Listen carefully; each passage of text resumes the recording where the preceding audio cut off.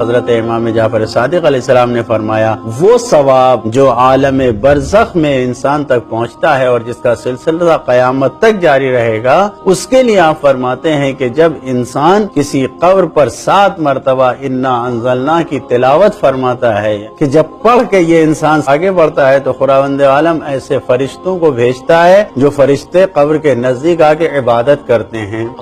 اور جب یہ فرشتے اس قبر کے نزدیک عبادت کرتے ہیں تو خداوند عالم نے اس کا ثواب یعنی اس فرشتے کی عبادت کا ثواب جو رکھا ہے، کیا رکھا ہے؟ قبر میں سونے والے مردے کے لیے بھی ہے اور وہ سورہ انا انزلنا کی تلاوت پڑھنے کرنے والے کے لیے بھی ہے، کب تک؟ جب تک کہ قیامت برپا نہ ہو جائے۔ اچھا، دونوں طرف ثواب جا رہا ہے۔ امام نے اس کو مکمل کرتے ہوئے کہا ہے کہ انسان اس وقت تک اس کا ثواب لکھتا رہے گا جب تک کہ خداوند عالم اس بندے کو جو قبر میں سویا ہوا ہے، جو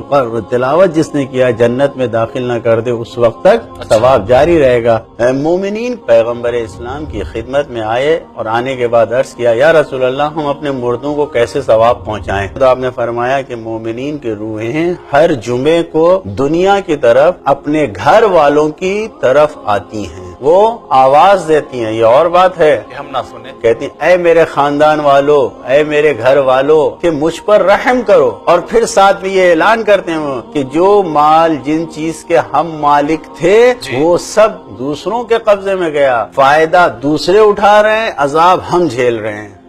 لہذا خاندان والوں کچھ درہم و دینار خرچ کرو ہمارے لیے کہ مسکینوں کو غریبوں میں جا کے ہمارے لیے روٹیاں بانٹو، اور اسی طریقے سے کپڑے پہناؤ، ہاں جو ضرورت مند ہیں ان کو کپڑے پہناؤ۔ یہ تینوں چاروں عمل اس روایت میں ہے کہ ہر جمعے کو روحیں آ کے اپنے گھر خاندان والوں سے فریاد کرتی ہیں، لہذا اگر انسان ان اعمال کو انجام دیتا ہے تو وہ روحیں یہ کہتی ہیں کہ تم یہ ساری چیزیں ہمارے لیے کرو، اللہ تمہارے لیے جنت میں جوڑے عطا کرے گا۔ عمل ایک، فائدہ دونوں حضرات کو ہو رہا ہے۔ جی